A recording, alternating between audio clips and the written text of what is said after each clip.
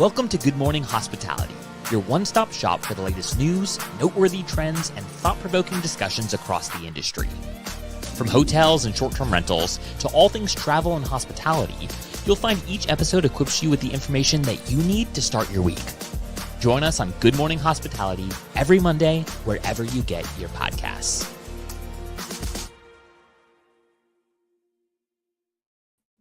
Good morning. Dang, you beat me to it. Good morning. Happy Monday from three well-rested, refreshed souls that did not make it to VRMA this year. I know. Major FOMO.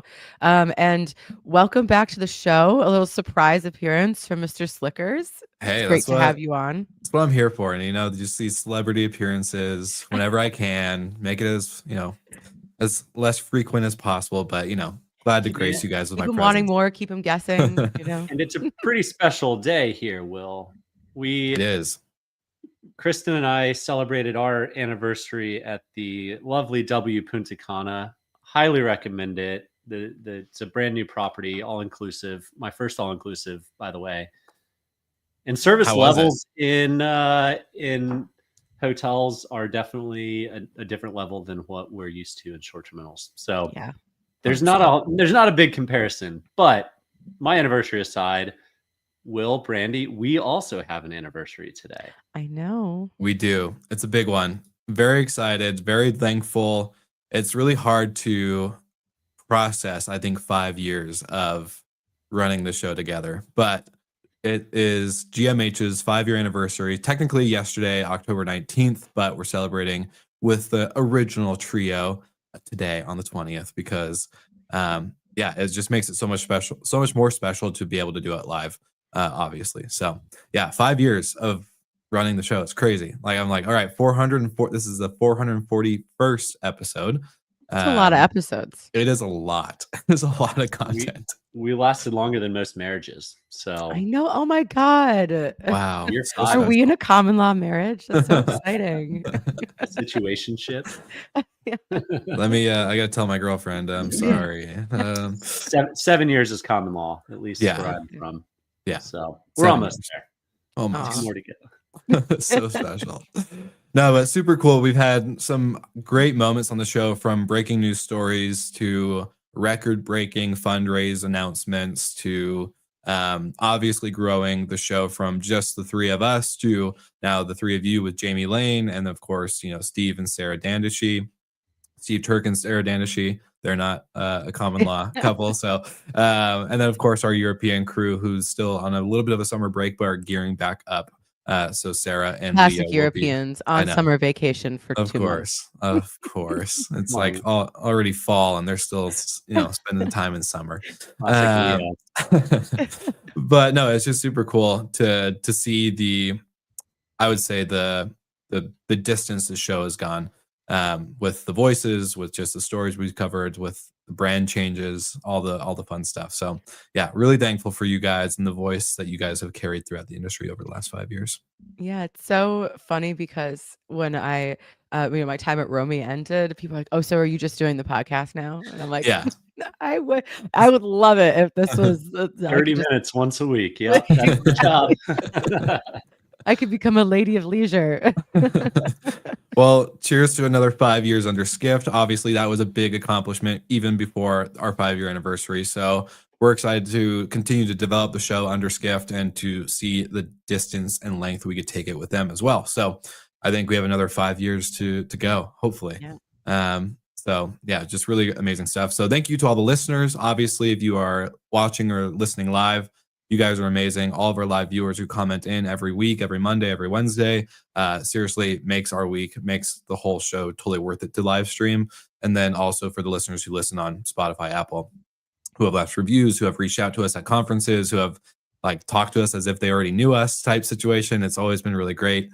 Even some fun encounters at the airport and all that good stuff. So really, really appreciative of the listeners who honestly do make the show all possible. So yeah, I mean, listen, a guest hosting spot turned into several years. So I love that. Pretty the incredible. Longest guest host spot in history.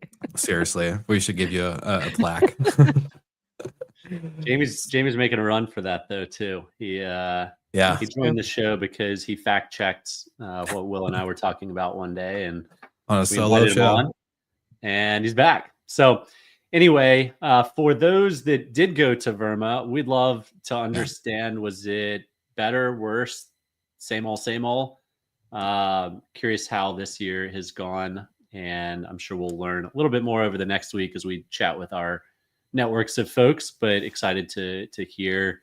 Hopefully it's taking steps in the right direction after a few seemingly years of sliding, but hopefully they're turning it around. Yeah, Um, I did have huge FOMO, I have to say. This 100%. is the first time I think maybe in 8 years that I hadn't gone. So, I was like, I didn't really think I was going to care that. I mean, like, I've been exhausted traveling, moving, all this stuff. I was like, I don't need to go to like another conference. And then when I saw all the pictures coming up, I was like, oh, sad. Okay. Yeah. 100%. The FOMO is real. It was one of my first ones I've missed too. So, not in 8 years. I have not been going that long, but definitely missed out on all the fun networking because that's the best part, in my opinion. And shout out to Paul Manzi, who is now watching on YouTube because looks like our LinkedIn is not pushing through. So sorry for all of our LinkedIn viewers, but we'll get that fixed and we'll get this on the replay. And Paul Manzi says, better energy at VRMA this year seemed like a step in the right direction. So Good to hear. That's that awesome. is a positive change. That is a positive change. Well, while I was scrolling on my phone heading down to the Dominican, I got fed some things and I screenshotted it to the GMH team. Capital One was making a push of short-term rentals right before VRMA, which is interesting timing. I'd have to assume that was probably planned so maybe people see it and talk about it. But they're offering 5x points on short-term rentals right now. So the race for market share, both on the credit card side, but also the OTA competition is heating up. And we talked about it a little bit pre-show. In the past 5 years, I've probably booked once or twice on Booking, on Airbnb, on Expedia, Vrbo. But the majority of my bookings have probably come through the credit card platforms. And I know some of those are powered by Expedia, powered by Booking, but I do think this is just the next wave of OTAs. People are booking where they have points, where they can use either all their points or some portion of it, or get better perks. Brandy, you were talking about how some perks that you get on the credit cards are better. So I think for those with a good B2B strategy like Expedia and Booking, this is this doesn't matter to them. It's fine. The customer acquisition costs are probably the same as if they were to go acquire the customer on Google. But for those that don't, like Airbnb, it's not a great sign for what's to come in the future. Yeah, 100%. I will bring up what Brandy put into our trio or group chat is that with credit cards, if they start limiting and doing more restrictions on these perks that everyone's signing up for and paying $900 a year on, or whatever the price is, if it is lower increases, that's where it gets tricky, right? Like you get everybody enticed. It's like what all the hotel programs were back in the day. You get everyone signed up, you give all these amazing perks, and then boom, as you get popular, as the growth happens in the numbers of membership and loyalty, then the perks start dwindling because one, you can't serve that many people technically with the amount of rooms you have across countries or whatever. So then boom, now it's like, okay, why am I paying $900 a year and I don't even get a free water bottle and I can access the lounge only twice because that makes total sense for my membership. And then, it just starts becoming a part of question of value. So that's where it's like, yes, this is exciting. The OTAs do need to watch out, but the credit cards need to watch out from taking away the perks as I know, they get but popular. then you get locked in this thing. Like, so I have the Chase Sapphire Reserve, like the Amex. That's like the big battles between them and Amex. And I got the like book that came that was all flashy, trying to basically butter me up for why this enormous increase is actually in my benefit. And it is all mine came in a very nice blue folder. It wasn't a cheap booklet. So but Michael, you're on mute. We can't hear you, buddy. but it's It is to your point, like it is like you get all these flashy things. And one thing I really love about the Chase travel stuff are all the hotel perks because, room upgrades, credits or whatever. I'm curious, if they have this inclusion now of short-term rentals, I doubt they're going to be able to provide something like that. Like that kind of like, on Chase, it's called like the edit, like their select hotels, because I feel like that's a much more difficult service to provide in short-term rentals. Maybe some companies, but I don't know if STRs are going to get the like special treatment or the highlights just because of, the business model of running these different products. Yeah, I mean, Marriott Homes and Villas has proven that if you have active audience and you have points to redeem, was it 80% of bookings on Marriott Homes and Villas are points? And that was what, 5 to 10% of your reservations, Brandy? So like Yeah, at one point it was like almost 5.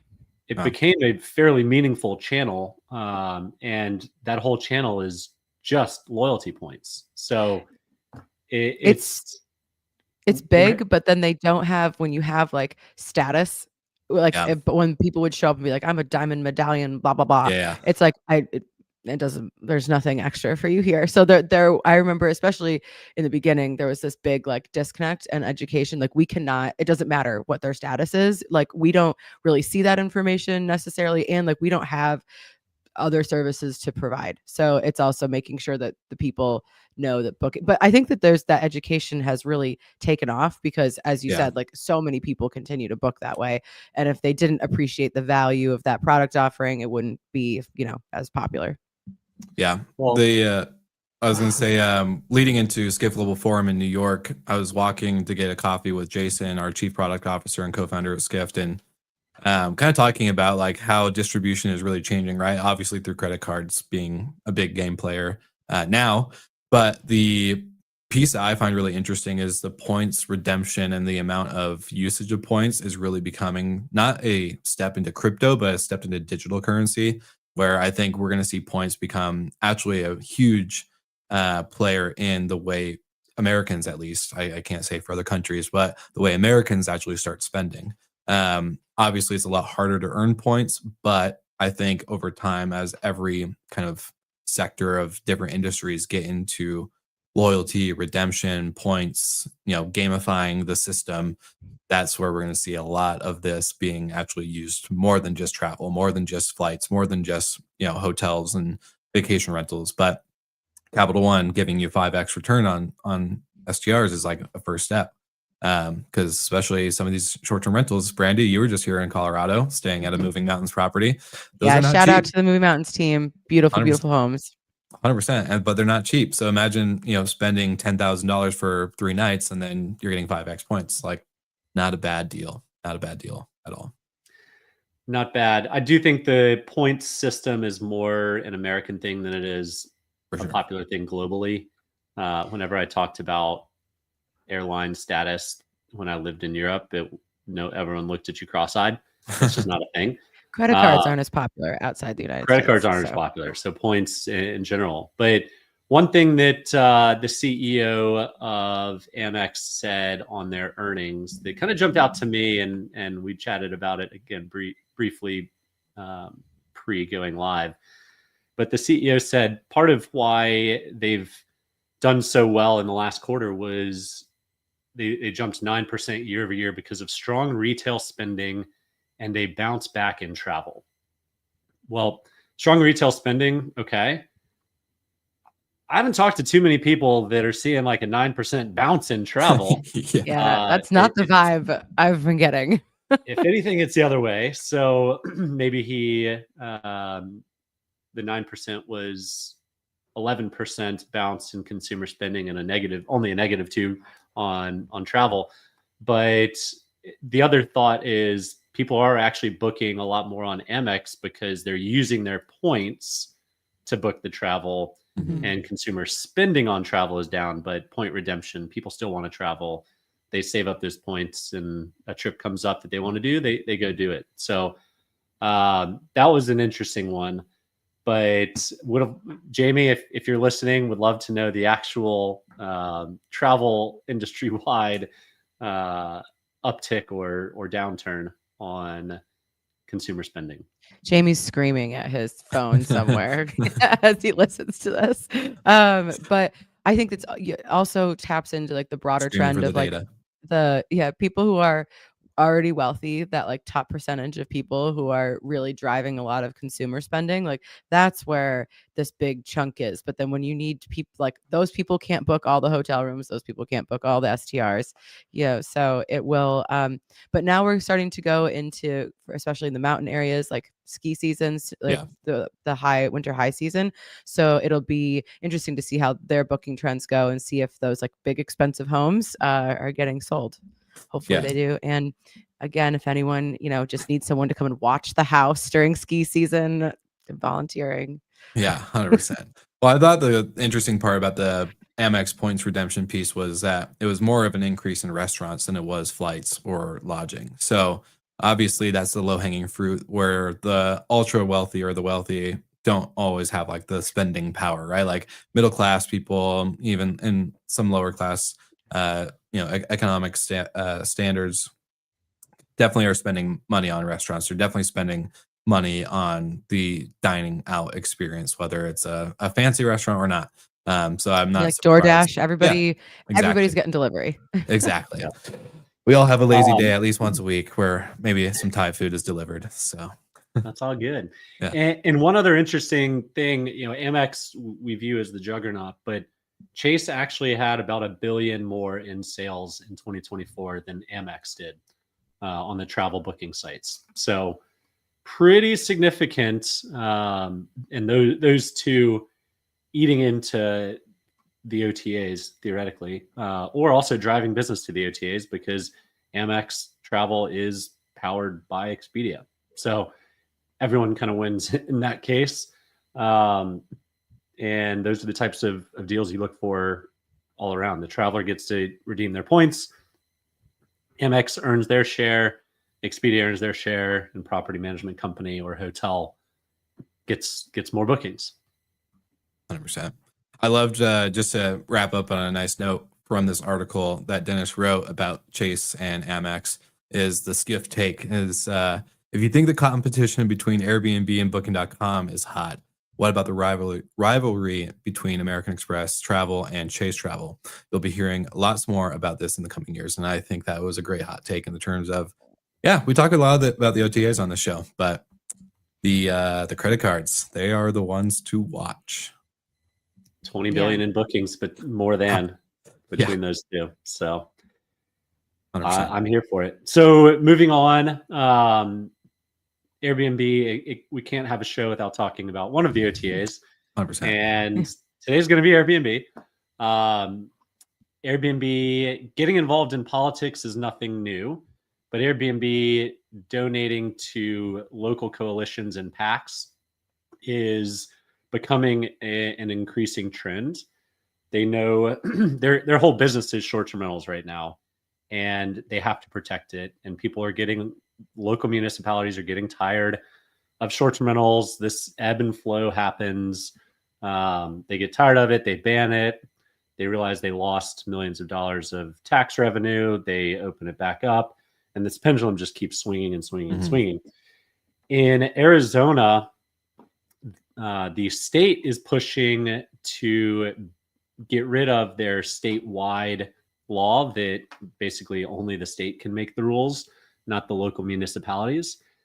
But the state is looking to break that up and let local municipalities choose how they want to regulate short-term rentals. And this creates problems because a lot of the high-end neighborhoods, the great communities that people want to go stay in for their vacation, are in neighborhoods that people don't want to live next door to a short-term rental. So Airbnb has started its own little coalition.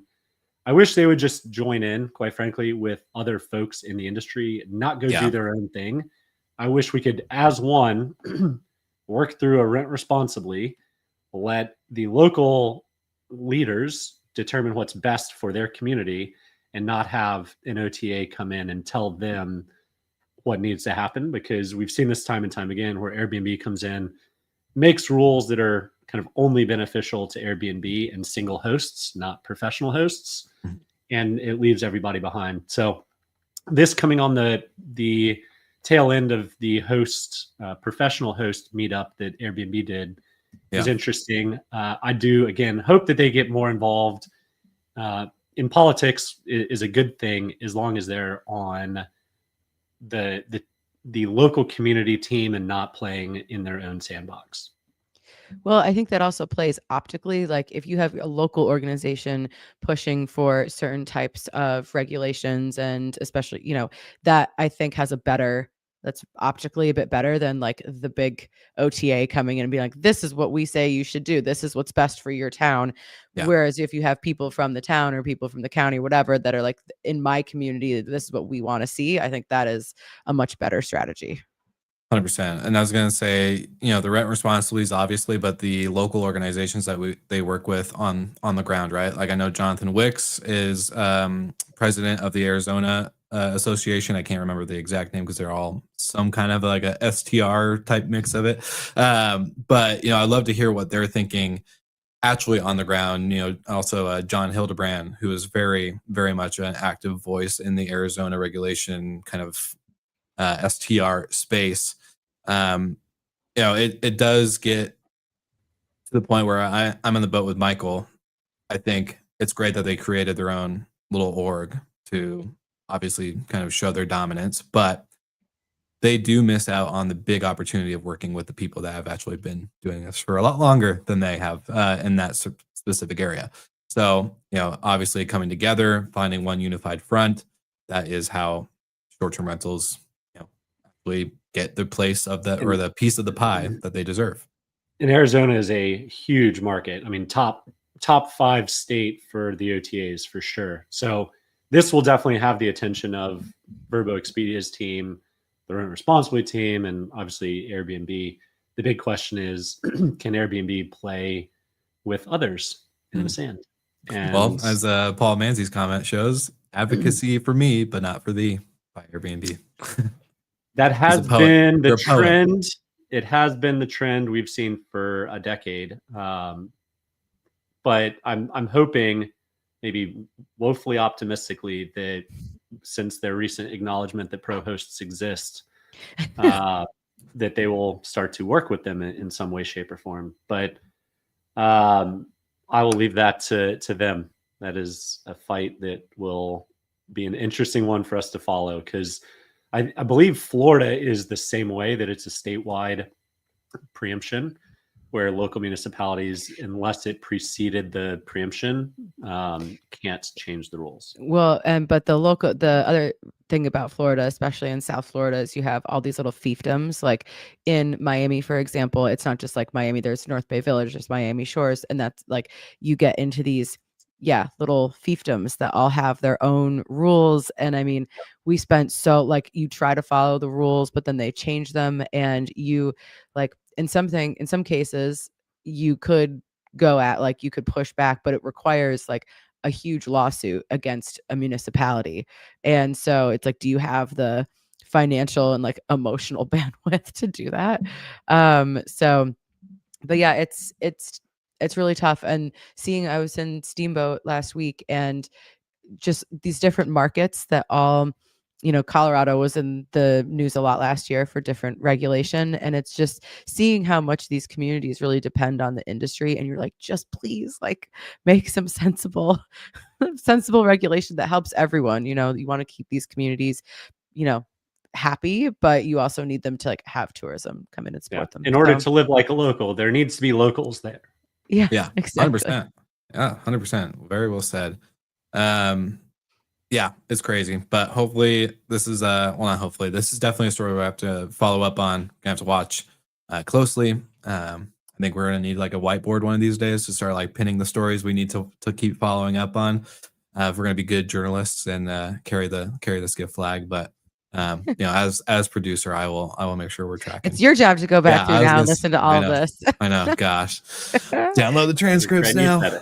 Yeah. But we the airlines have been in the headlines a lot recently. But before we wrap, not that they're listening, but just got to give United a shout out. My flights from Boston to Steamboat, like everything was smooth and seamless. Their customer experience for like communication and their text messages and all of that was very, very good. Probably better than any of the other airlines I've flown recently. Yeah. Since we're usually harping on them all the time, I just wanted to say I had a great experience.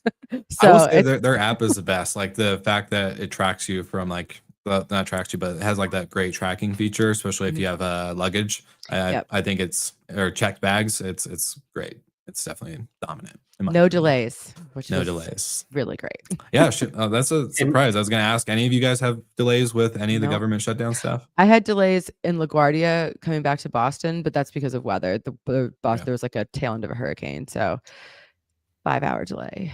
They had more machines out checking passports coming back in than I've normally seen. So not great if you're a TSA agent and you're on the customs side, but it's way faster just putting your passport down and walking straight on through. I mean, the EU's been doing that for a long time. Like It's I haven't pretty had a common person everywhere. check. Yeah, it's like we're like one of the last men standing having people check your passports.